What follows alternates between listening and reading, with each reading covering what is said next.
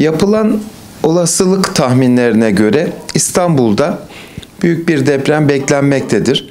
Tabii depremler aniden gelişen, yıkıcı etkiye sahip afetlerdir. Ancak önlem alınmadığı takdirde insan kaynaklı da sorunlar oluşabiliyor ve zararın etkisi artabiliyor. Bu zararın etkisini minimize etmek için tabii ki tedbirler alınması gerekiyor. Büyük bir İstanbul depreminde zincirleme etkilerle tabii binaların sadece hasar görmesiyle beraber altyapının da hasarı söz konusu olabilir. Zincirleme etkiler nedeniyle yangınlar meydana gelebilir. Alt ve üst yapıda hasarlar meydana gelebilir. Binalar çökebilir.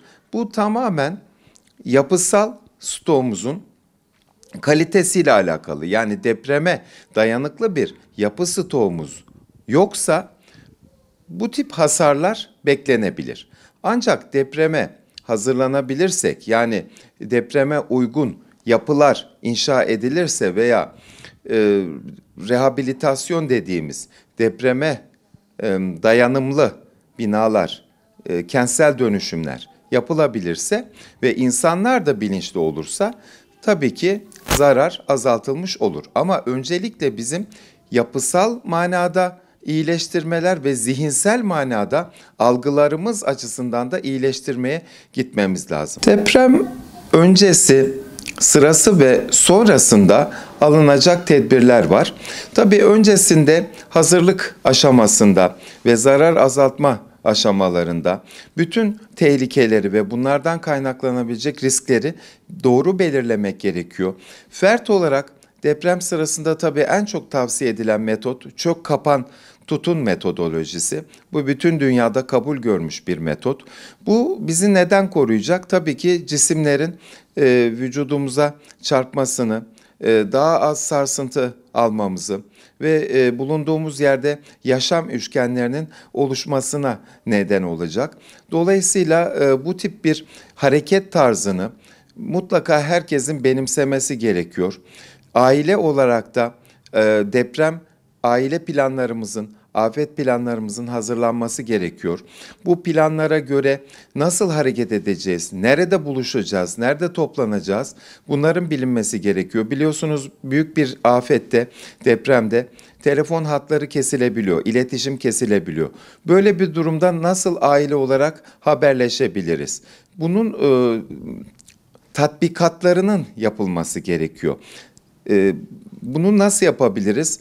Kilitlendiği zaman İstanbul'da isek, İstanbul dışında bir yakınımızın telefonla arayarak bir lokasyon belirleyebiliriz. Veya daha önceden belirlediğimiz bir lokasyon üzerinde çalışabiliriz. Bunun için aile planlaması yapılırken bir deprem çantasının önceden hazırlanması, deprem çantasında hangi eksikliklerimiz varsa onların tamamlanması ve periyodik olarak bu checklistlerle gözden geçirilmesi, tahliye rotalarımızın belirlenmesi ve geçici olarak nerede toplanacağımızın mutlaka belirlenmesi gerekiyor. Bu her şey farkındalık çalışmalarıyla oluyor ve aile olarak herkesin bu çalışmalara katkı sağlaması ve herkesin bilinçli olması gerekiyor. Bu afetlerin zincirleme etkileri de oluyor.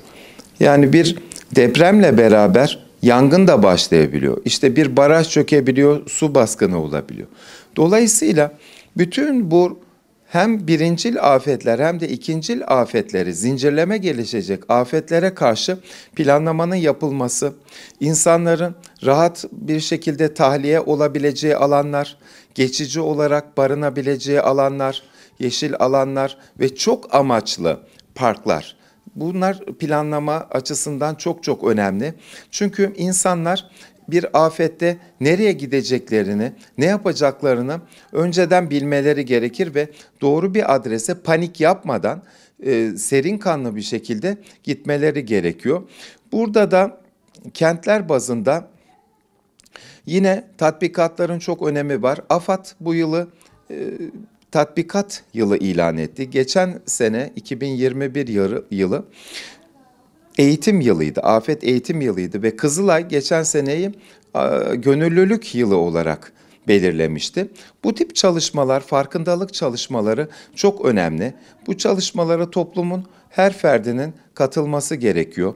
Kentlerimizde de özellikle bu tatbikat açısından iş yerlerinde de benzeri tatbikatların yapılması, insanların doğru kanalize edilmesi, doğru yerlere gitmesi, bu toplanma alanlarının önceden belirlenerek insanların da ayaklarının buraya alıştırılması ve fark et sloganıyla farkındalık oluşturulması gerekiyor. İstanbul gibi bir metropol, megapol bir şehirde nüfus oldukça kalabalık ve büyük bir afette tabii ki çok geniş toplanma alanlarına ve barınma alanlarına ihtiyaç olacak.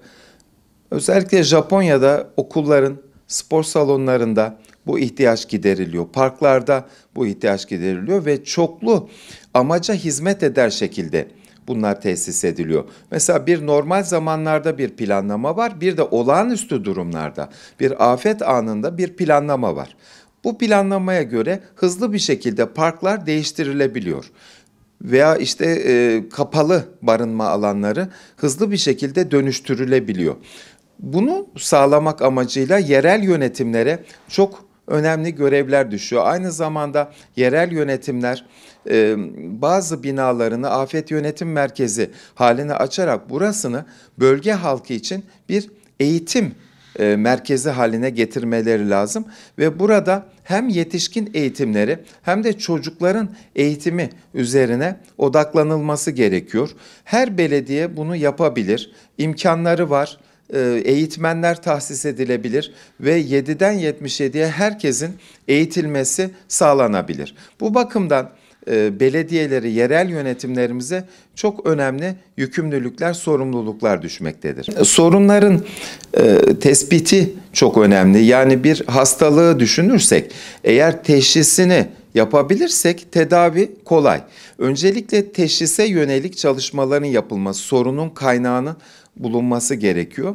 Dolayısıyla fark et bizim sloganımız olması gerekiyor. Toplumda bu farkındalık çalışmaları, bilinçlendirme çalışmalarının artması ve tabii bunu çok küçük yaşlarda bu eğitimlerin başlaması, anaokulu seviyesinde, ilkokul, ortaokulların, liselerimizde ve tabii ki üniversitelerimizde bu eğitim çalışmalarına önem verilmesi, çocuklar için özendirici, eğlendirici, çocukların anlayabileceği dilde eğitimlerin verilmesi gerekiyor. Bu eğitimlerde disiplinler arası çalışmalar olabilir. Herkes yer alabilir. Yani çocuk pedagogları, öğretmenler, eğitmenler, okul öncesi eğitmenler, psikologlar, sosyologlar ve pek çok meslek disiplini burada bir arada çalışabilir ve çocukların seviyesine indirilerek afet eğitimleri daha eğlendirici hale getirilerek çocuklarımızın bu konuda bilinçlenmesi sağlanmalıdır. Arama kurtarma, yangın, deprem, ilk yardım gibi tatbikatlarımızın da sıklıkla yapılması gerekiyor. Fert, aile, toplum ve bu şekilde pek çok katmanlara kadar herkesin bu sorumluluk bilinci içinde afet yönetimi çalışmalarına katılması gerekiyor. Afet yönetiminin 4 aşaması var. Hazırlık, zarar azaltma, bu afet oluncaya kadarki çalışmalar. Afet olduktan sonra müdahale ve iyileştirme. 4 ana aşaması var. Biz burada fert olarak, aile olarak, toplum olarak İlk 2 aşamaya odaklanabilirsek, yani zarar azaltma ve hazırlık çalışmalarına odaklanabilirsek çok daha büyük zararların önüne geçmiş oluruz, zararları azaltmış ve riskleri azaltmış oluruz.